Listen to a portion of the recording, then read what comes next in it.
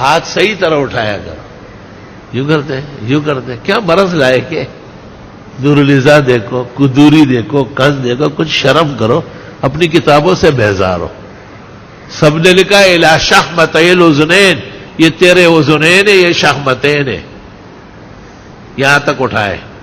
Touch کر لے تو اچھا ہے، نہیں کرے تو حرج نہیں ہے، لیکن اس کے برابر کر لے. ہاتھ نہ بالکل کھلے ہو، یہ رکوع کی حالت ہے، تفریج الاصابع. نہ بالکل بند ہو، یہ سجدے کی حالت ہے، تنشر الاصابع.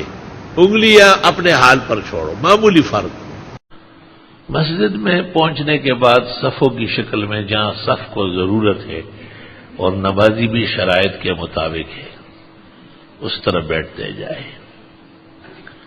دائیں طرف جگہ مل گئی تو بہت سنہرا ہے، ورنہ صف سیدھا رکھنا اور صف کا لحاظ کرنا واجب ہے.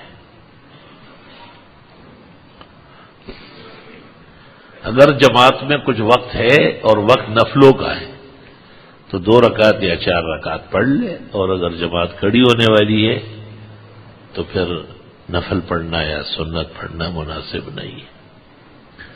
انتظار جماعت بہت بڑی عبادت ہے.